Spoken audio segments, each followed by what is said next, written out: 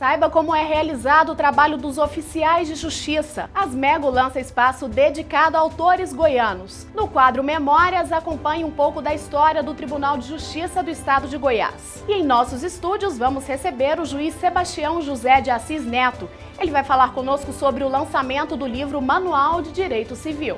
Esses são os destaques do Agenda Judiciária de hoje, sua revista eletrônica semanal da Justiça Goiana, que já está começando.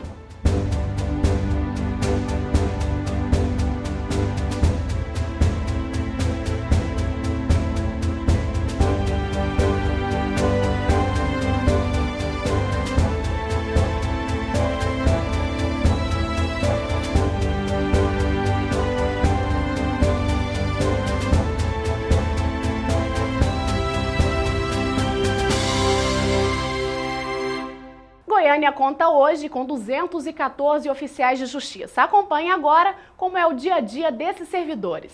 Os oficiais de justiça são servidores que executam efetivamente as determinações dos juízes. A principal atribuição é a entrega de mandados, sendo eles citações, notificações, busca e apreensões ou despejo. Em Goiânia, são 214 servidores que prestam esse serviço. Esses oficiais eles são encarregados do cumprimento das ordens judiciais emanadas de toda a capital, né? Todos os juízes, juizados, varas de Goiânia nos enviam esses mandados. Na distribuição desses mandados, é observado, basicamente, tem uma diferenciação, que é os mandados dos oriundos de processos que tramitam pela assistência judiciária, né? Onde as partes não têm que arcar com as custas processuais, e os outros que as partes têm que pagar, né? Então, só para entender, quando um mandado é oriundo de um feito que a parte não paga, né, que não há pagamento de custas processuais, esses mandados são distribuídos de forma regionalizada, né? Então, Goiânia conta hoje com aproximadamente 35, 36 regiões, nós chamamos de micro-regiões, em que o oficial fica lotado, né, com mandado apenas dessas micro-regiões, e mandados oriundos de feitos da assistência judiciária, né? Por outro lado, nós temos mandados que vêm de processos em que não há pagamento de custas, né? Esses mandados são distribuídos de forma igualitária entre todos os oficiais de Goiânia e cumprido indistintamente dessas micro-regiões, né? De forma igualitária, então, acontece o cumprimento desses mandados. No primeiro semestre de 2013, foram executados em Goiânia mais de 120 mil mandados, sendo em média 20 mil por mês. Quem vive nas ruas realizando esse trabalho tem muita história para contar. Um que me vem à mente, assim, que eu nunca esqueci, foi uma certa vez realizei a prisão civil de um senhor. E ele foi conduzido para a CPP, não teve grandes problemas para cumprir o mandato. Mas algum tempo depois, eu estava na rua, estacionando para cumprir um outro mandado. De repente, alguém bateu em cima do meu veículo. Quando eu olhei, era o próprio. Ele veio para mim: "Você lembra de mim?" Até com um olhar assim um pouco, eu falei: "Lembro." E falei o nome dele na época. Ele falou: "Você lembra que você me prendeu?" Eu falei: "Lembro." E comecei a ficar um pouco até temeroso. Aí, na verdade, só que ele queria desabafar, falar que melhorou de vida, que aquelas filhas que originou aquele mandado de prisão, que ele estava ajudando, que ele tinha aberto 2 açougues. Fiquei meia hora conversando, ele na época ainda agradeceu, falou que apesar da prisão eu tratei ele super bem. Então esse foi um caso que eu achei super interessante. Na verdade, a pessoa só queria mostrar que melhorou de vida, E eu achei interessante ele me agradecer também, falou que apesar da prisão, que eu tratei super bem. Isso mostra que, mesmo num mandato tão complicado como prisão, a pessoa, na verdade, quer ser bem tratada, ser respeitada como ser humano. Acompanhamos um dia de trabalho da oficial de justiça há mais de 18 anos, Terezinha Aparecida Silva. Hoje o trabalho da oficial de justiça foi o cumprimento de um mandado de desocupação. Há 15 dias ela esteve nessa loja de material de construção e fez a intimação de forma espontânea. Como não obteve o resultado, hoje ela retornou até o local. A loja teve a desocupação forçada. Os funcionários tiveram que fazer a retirada de todos os materiais e entregar o estabelecimento ao dono do local. Todo esse processo é acompanhado pela oficial de justiça. Cada um mandado que você sai para cumprir, não existe uma fórmula, nenhuma regra para você seguir. Cada um que você vai cumprir te apresenta um problema diferente, sendo uma busca e apreensão de menor, busca e apreensão de veículo, de documentos, despejos, né? E assim, cada um que você sai para cumprir te apresenta realmente uma dificuldade diferente, que você tem que ter jogo de cintura, você tem que ter bom senso, você tem que saber lidar com aquela situação para evitar maiores problemas, né, para todo mundo. Vice-presidente do Tribunal de Justiça do Estado de Goiás recebe visita de comitivas. Acompanhe. Uma comitiva composta por juízes, advogados, promotores, delegados e servidores da cidade de Goianira vieram reivindicar ao vice-presidente, desembargador Carlos Escher, que representou o presidente do Tribunal de Justiça do Estado de Goiás, desembargador Ney Teles de Paula, a elevação da comarca para a entrância intermediária e a contratação de mais servidores. Goianira atualmente possui cerca de 35 mil habitantes e 7 mil processos em tramitação. E tem Caturaí, Santo Antônio de Goiás e Brás Abrantes como os distritos judiciários. Nós fizemos um levantamento, né, do acervo da comarca de Goianira e observamos que a comarca vem crescendo a cada ano, tanto em volume de processos como nos municípios em relação à população, né, o número de eleitores também. E a oportunidade agora surgiu em razão, né, do anteprojeto de reforma do Código de Organização Judiciária, e nós buscamos, com a elevação de entrância, aumentar o número de servidores a fim de evitar o congestionamento dos processos na comarca, o que já vem acontecendo devido a esse déficit de servidores. Integrantes da OAB de Goiatuba também compareceram ao tribunal para reiterar o pleito já solicitado este ano, a criação de uma nova vara cível e o aumento de servidores.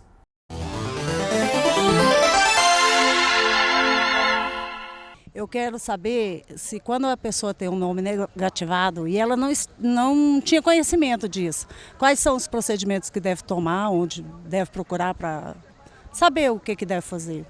Você deve então ir ao local onde você efetuou a compra e verificar se realmente seu nome foi encaminhado lá para esta lista de devedores.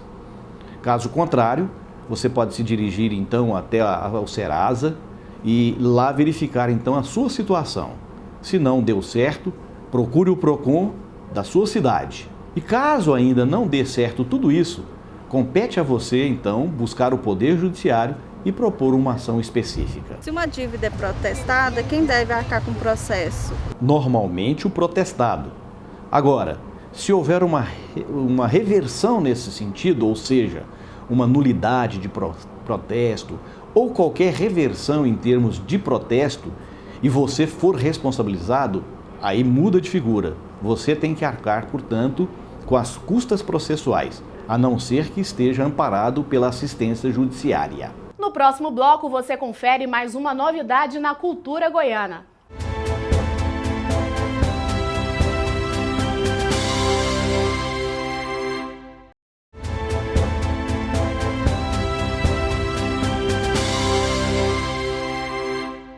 Asmego lança espaço dedicado a autores goianos durante lançamento de livro de poesias. Veja como foi. 2 eventos marcaram a noite na Associação dos Magistrados do Estado de Goiás. O lançamento do livro de poesias Iluminuras do Signo e a inauguração da estante do autor goiano. A estante é um espaço destinado para leitura e consulta de obras de autores goianos. É um prazer e uma honra muito imensa para nós recebermos os colegas aqui hoje na Asmego. É uma coletânea de poesias onde os colegas irão autografar essa coletânea. São 13 magistrados e a Asmego apoia essa iniciativa.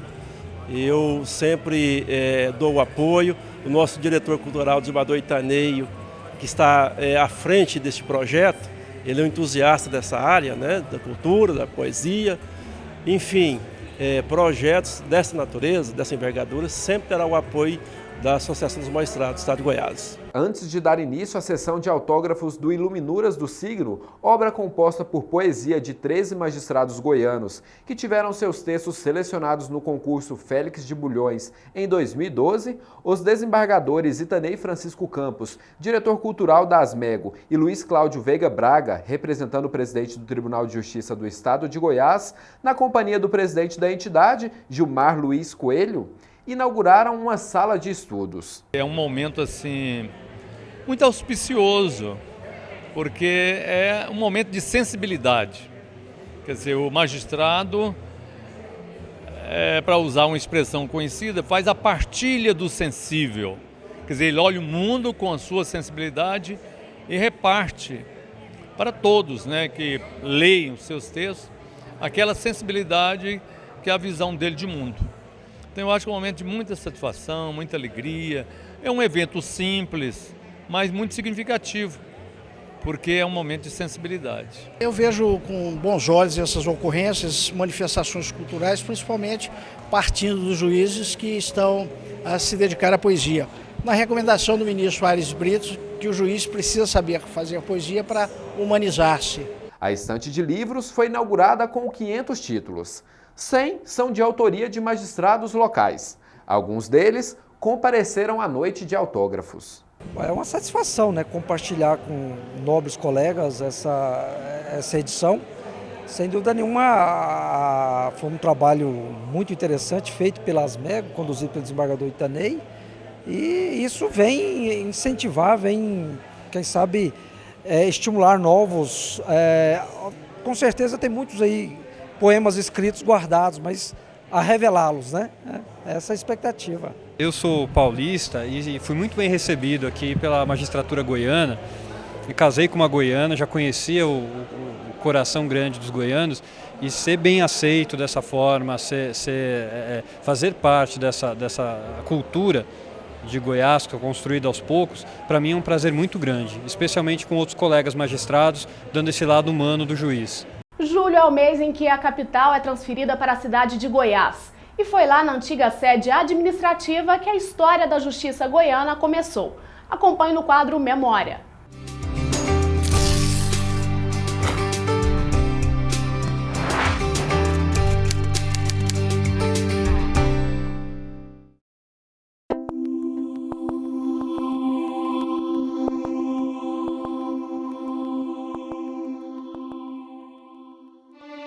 Primeiro de maio de 1874.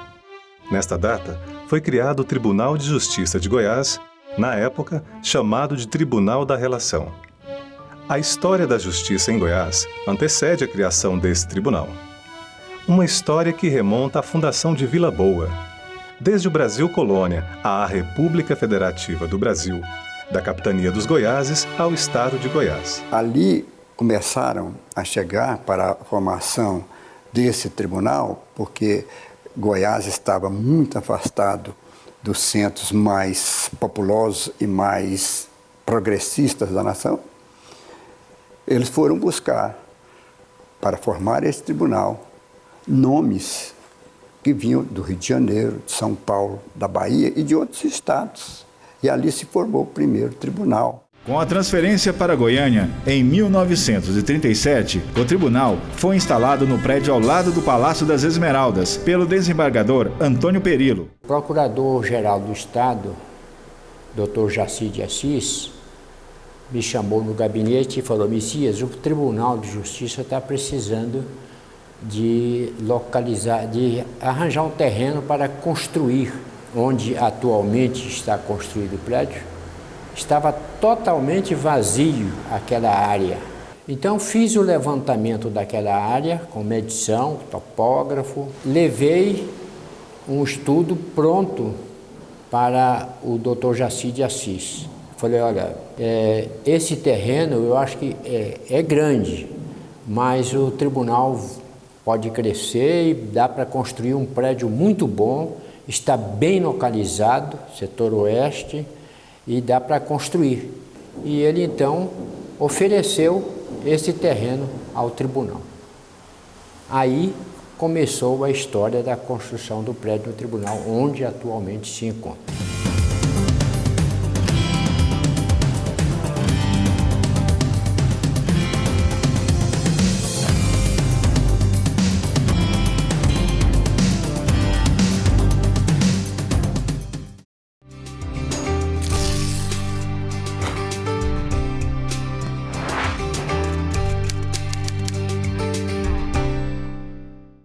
Você conhece os termos jurídicos? Quer saber ou entender o significado de alguma palavra? Pois então, papel e caneta na mão, que está na hora do quadro Juridiquês.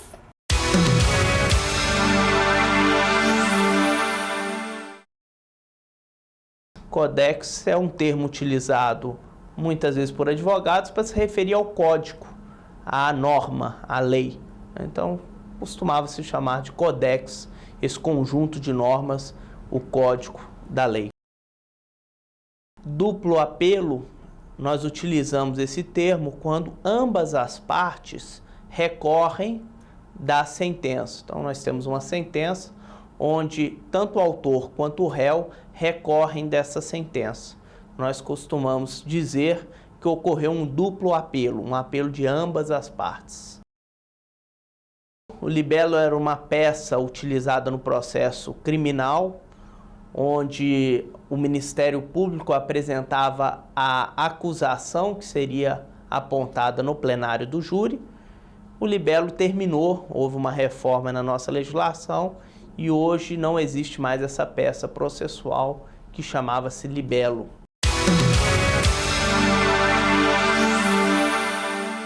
O Agenda Judiciária faz um pequeno intervalo e na volta você acompanha um bate-papo sobre direito civil.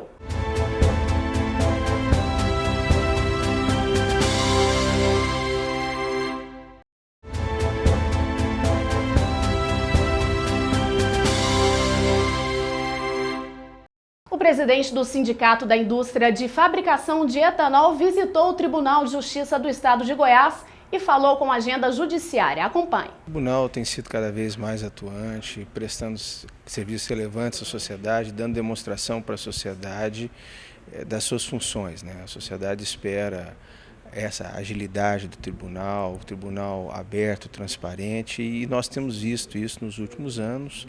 Essa gestão tem continuado o trabalho aí dos seus antecessores e o sindicato, o CIFAEG, se coloca muito feliz por ver a maneira com que atua, a maneira com que presta conta, a maneira com que recebe, com que dialoga com todos os entes.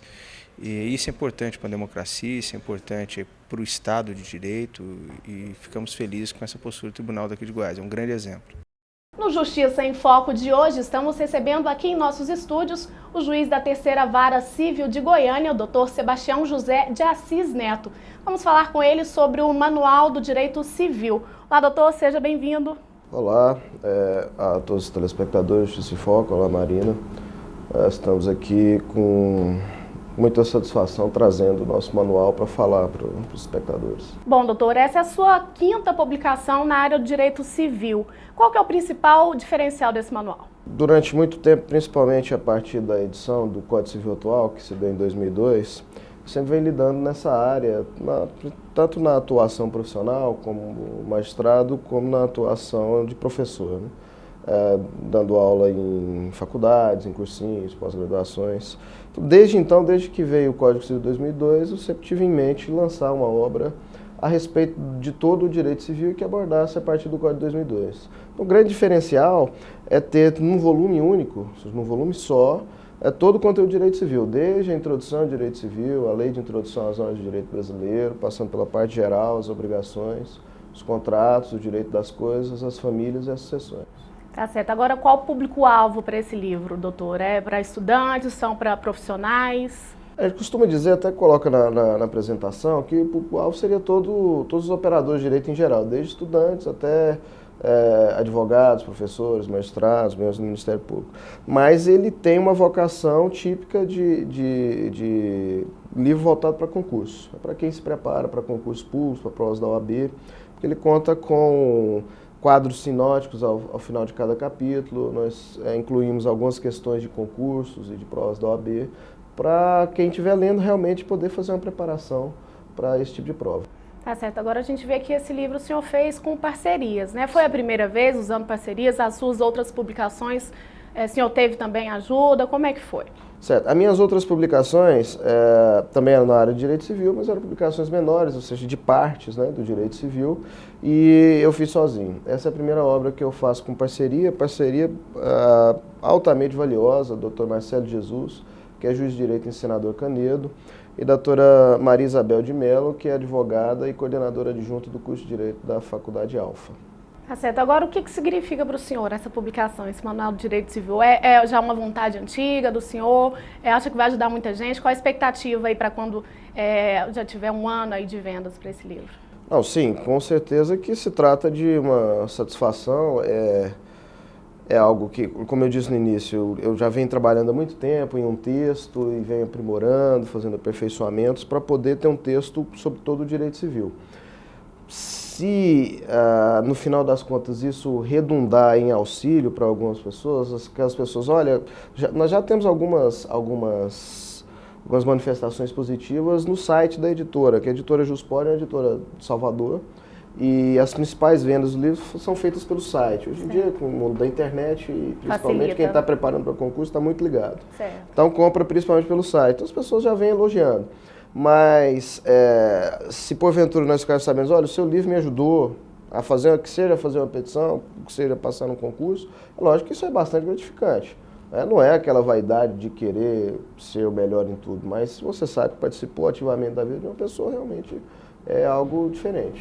Claro. Agora, alguma particularidade do livro que o senhor queria colocar e até falar para o pessoal que tem interesse e até expectativa também para o lançamento oficial do livro que vai acontecer no dia 7 de agosto aqui no Fórum? Isso, nós vamos fazer o lançamento no dia 7 de agosto no Salão Nobre do Tribunal de Justiça, todos estão convidados, a partir das 19h30. E uma particularidade bastante interessante, que eu comentava anteriormente aqui com o pessoal no estúdio, é que enquanto a maioria dos livros foca em dar posicionamentos de outros doutrinadores, né, a respeito do mesmo assunto, de outras pessoas que escreveram já sobre o assunto, nós tivemos uma preocupação principal, é óbvio que nós também nos socorremos do auxílio dos clássicos, mas aqui a preocupação maior é trazer o que os tribunais estão pensando sobre os assuntos. Então tem muita citação jurisprudencial, vários precedentes de tribunais. Talvez esse seja um outro diferencial com relação às outras obras da mesma natureza. Ok, doutor, parabéns pelo trabalho, obrigada pela participação aqui no nosso programa. Eu que agradeço muito pela oportunidade de poder vir aqui e apresentar a obra para os nossos alunos e futuros leitores. Tá certo. Esse foi o Justiça em Foco de hoje com o juiz da 3ª Vara Civil de Goiânia, Dr. Sebastião José de Assis Neto. Até o próximo.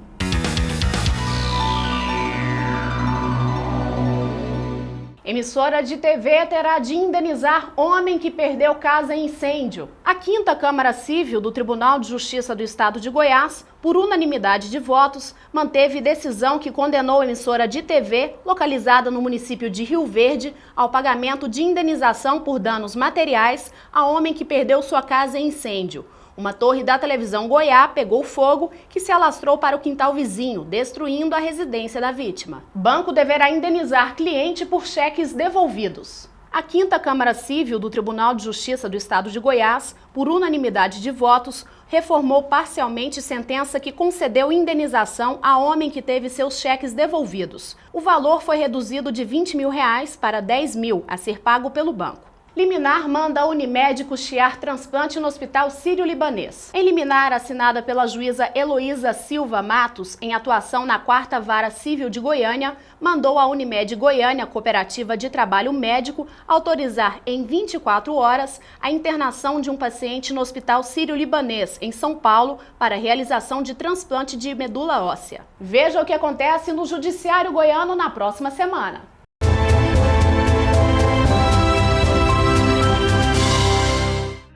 Dia 7 de agosto será lançado o livro Manual de Direito Civil, às 19h30, no Salão Nobre da Corte Especial do Tribunal de Justiça do Estado de Goiás. Chegou a hora de homenagear juízes e desembargadores do Tribunal de Justiça do Estado de Goiás, que fazem aniversário na próxima semana.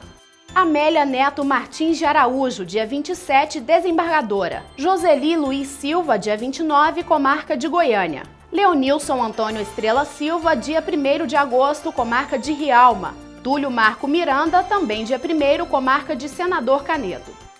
Chega ao fim mais uma edição do Agenda Judiciária. Obrigada pela sua companhia, uma ótima semana a todos e até o próximo programa.